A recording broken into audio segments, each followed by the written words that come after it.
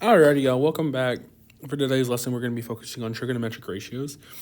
So right here at the very top, it says a trigonometric ratio is a ratio of the lengths of two sides in a right triangle. In the top right-hand box, it says your calculators must be set to, the answer here is degree mode.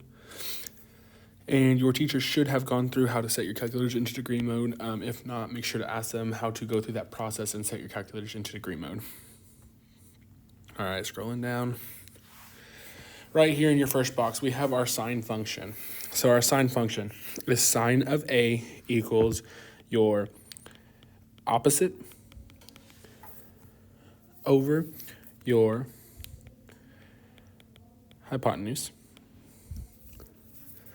And what this A right here stands for is this stands for an angle measure. Your opposite is going to be the side across from the angle that you're looking at. Cosine is going to be cosine of A. Again, that A is going to represent an angle measure. Is going to be equal to your adjacent side over your hypotenuse. And tangent is going to be tangent of A, where that first A is going to be an angle again. And it's going to be your opposite over your adjacent. And so these are going to be the three formulas that we're going to be using for our trigonometric ratios to find the measure of sides and even eventually angles on the backside. So as we get into this, there are going to be three steps that we're going to follow as we go and solve these problems. So step one is going to be to circle the angle that you're looking at. Okay, so step one, circle the angle. Step two, label your sides. And you're going to label your HOA is what we call it. All right, HOA, hypotenuse, opposite, and adjacent sides. Okay. And then step three is going to be to do your SOHCAHTOA.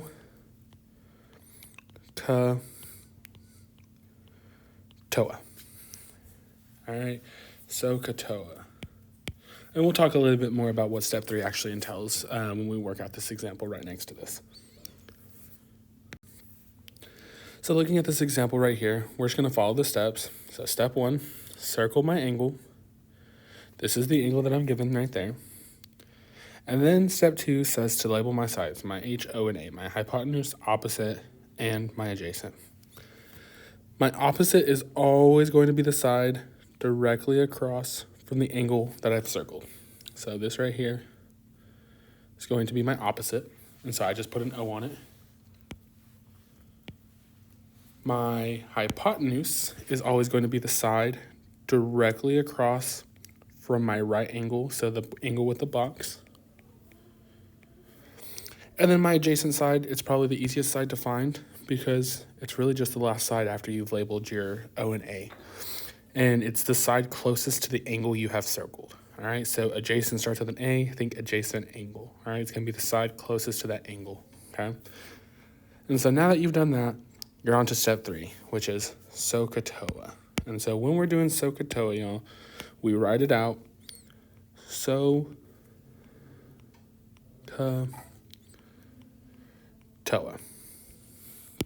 And so what you need to ask yourself is what two sides have multiple things on it.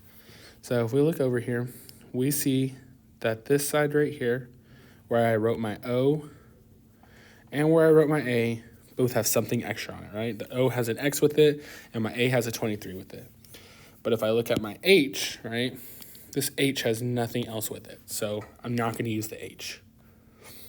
So I look over here at my SOHCAHTOA that I wrote out, and I ask myself, which one of these has an O and an A next to it? So S has O and H. It's not an O and an A, so I'm not going to use that. C has A and H. Not going to use that. T has O and A. That's what I have, so that's the one I'm going to use. So I like to rewrite it just right next to it. That way I know what I'm using. And then I look up top, and this is the box right here that we're going to follow, okay? So I get tangent of, remember we said that first A was an angle? Well, the angle that we used in this problem was 35 equals O over A. That's why we write TOA like that, okay? It tells me that O goes over A. So O is next to the X, so X goes on top. A is next to the 23, so 23 goes on bottom. And so then now you need to solve this for X.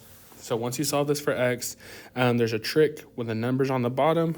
All you do is you slide it to the front of your trig function. So you get 23 tan 35 equals X. And then this part right here, y'all, you are going to type this into your calculator. The tan button is 2 buttons above your 9. The cosine button's right next to that, and the sine button's right next to that. All right, so they're all 3 in a row, just right above the 7, 8, and 9. 2 rows above the 7, 8, and 9. And so when you type in 23 tan of 35, you end up getting X equals 16.10, which is just 16.1, right? So that would be my final answer for that. So X equals 16.1. All right, now looking at the first example, the actual first example, we're gonna follow the same process. Circle my angle. Again, directly across from that is gonna be my O. Directly across from my right angle is gonna be my H. And my last side is going to be my A. I write out TOA, and I highlight where I have overlap. So the 2 letters that I have highlighted are my O and my H, so I'm looking for the one that has O and H. Oh, well, the first one has O and H, so I'm going to use so. So I get sine of 10, because 10 is my angle, equals O, which is going to be X in this case, over H, which is going to be 12. And it's the same case, y'all. Since the 12 is on the bottom, since the number is on the bottom of the fraction, all I have to do is slide it to the front. So I get 12 sine of 10 equals X. So I'll slide that 12 to the front there. And again, I can type this part into my calculator. I get that X equals 2.08. There is a trick here. You have to be careful. Your question is asking you to round to the nearest tenth, right? It says round to the nearest tenth. And so when you round to the nearest tenth, you will actually get that this is approximately 2.1. So X is about 2.1, right? 4 or less, let it rest. 5 or more, raise the score. All right, question 2. So question 2, follow the same step. Circle my angle. Draw my line straight across. That's going to be my opposite. Find my right angle. Go straight across. It's going to be my hypotenuse. My last side is my adjacent. Highlight where things overlap. Oops. Write out my SOHCAHTOA.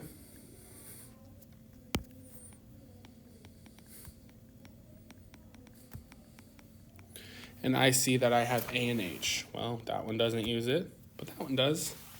So I'm going to use CAH, so CA.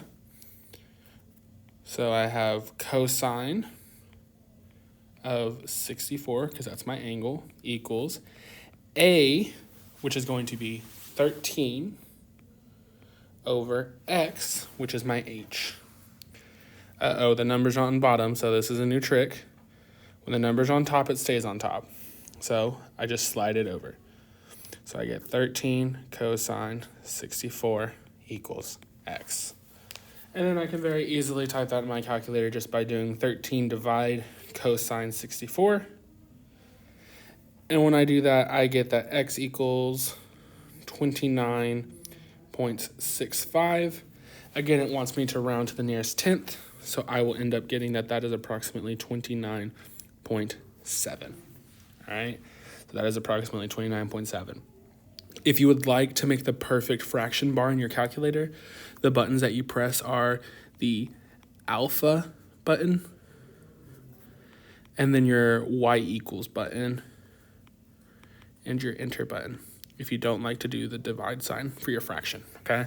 That's how you get the fraction bar, okay? All right, let's flip it over to the backside.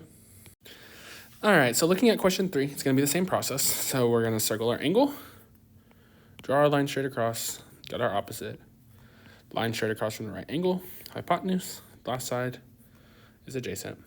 So, toa.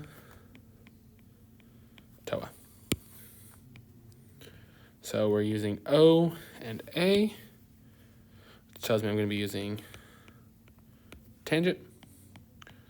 So I get tan of 31 equals O over A, so 24 over X. And so since the number is on top, it stays on top. So I'm going to do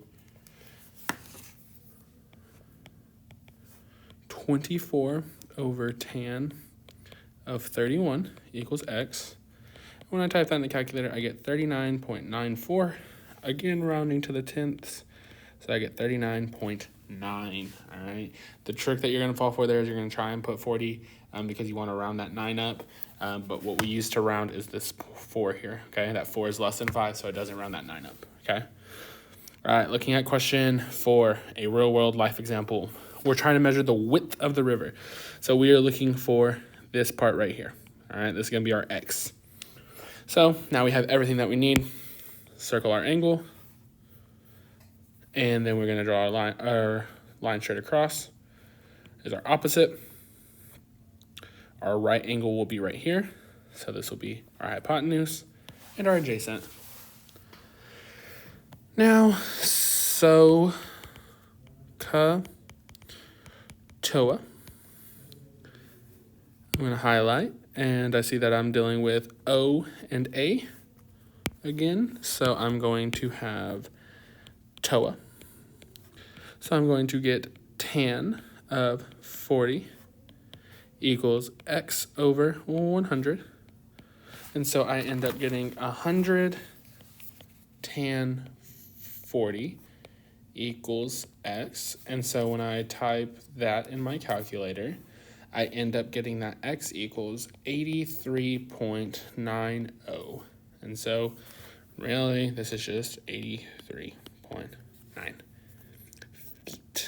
Feet is very important, okay? This one has a unit of measurement. All right, now we're gonna switch it up a little. It's not that hard. We are looking for an angle measure now. We're gonna follow the exact same process, and all we're gonna do is we're gonna press an extra button, and that extra button is gonna be your second button, all right? The second button is the button in the top left-hand corner. It's your blue button on your calculator. It has a 2 and then the ND, all right? So it says literally second on it. All right, so following the same process. Circling my angle. This symbol right here, this is a theta.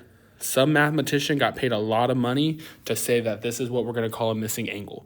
Guys, it's the exact same thing as an X, okay? Don't let it the notation confuse you, okay? It's literally saying we don't know what it is, okay? So directly across from that, still going to be our opposite. Directly across from my right angle is still going to be my hypotenuse, and my last side is still going to be my adjacent.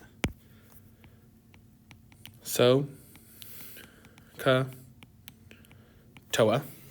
okay? And I'm going to still follow the same process. Going to keep going. Well, I have O and A. So again, I'm going to be using tangent.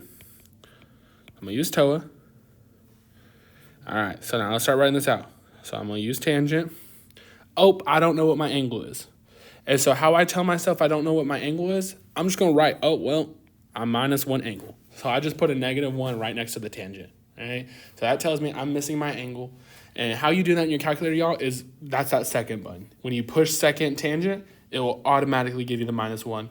That tells your calculator, oh, I don't have an angle. Help me, okay? And then inside your parentheses now, what you're going to do is you're going to put your fraction that you would normally put on the other side of the equal sign. So it's still opposite over adjacent, so 8 over 14. So in order to type this in your calculator, you're going to press second, tangent, 8 divide 14, close parenthesis, and that equals theta. All right, so you get that theta is going to equal 29.74. And then this one's having you round to the nearest degree, all right? And I know y'all struggle with that. You're like, what does that mean, nearest degree?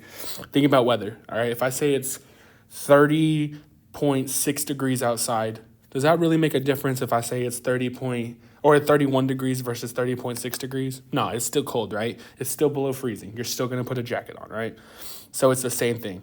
You're basically saying round to the nearest whole number, okay? So nearest degree, nearest whole number. That's what that wants, all right? So this wants the nearest whole number, all right?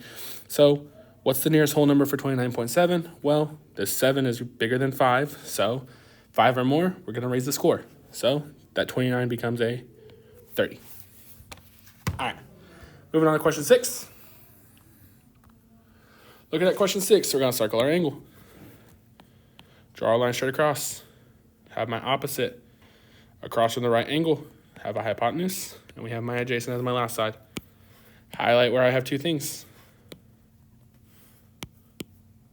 Write out my so, ka, toa.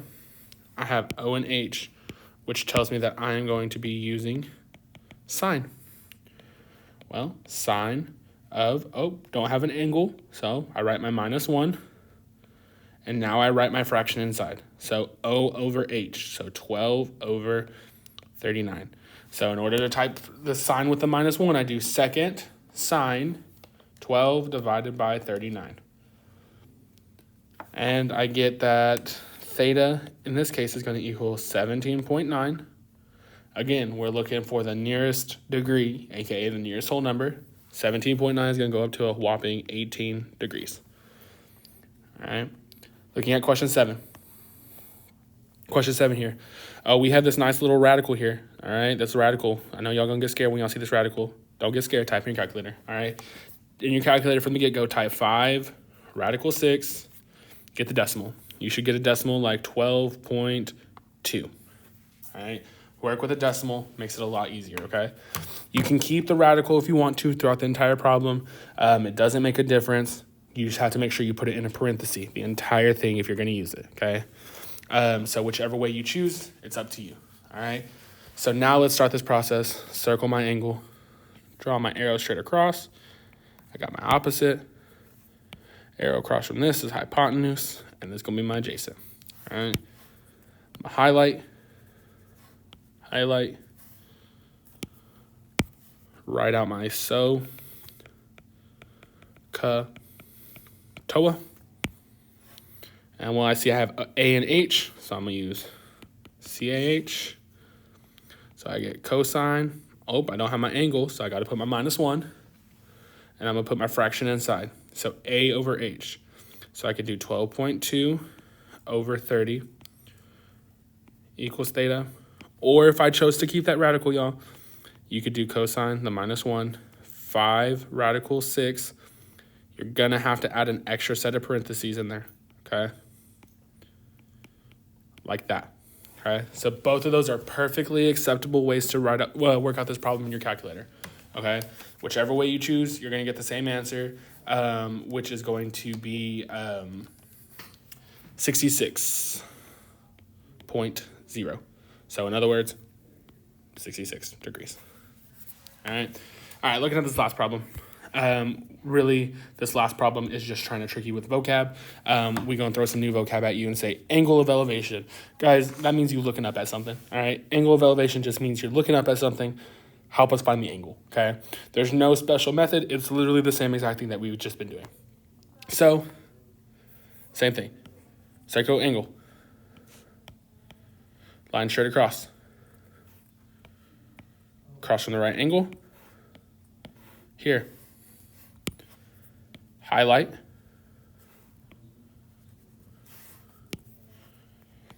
So, ka, toa. And now you look, you see you have your O and an A. So I'm going to use toa. Well, since I'm looking for the angle of elevation, aka an angle, I don't have an angle, So I'm going to put my -1. And in my parentheses, what I'm going to do is I'm going to do O over A. So I get 12.5 meters over 18 meters. And so again, I'm going to press my second tan, 12.5, divide 18.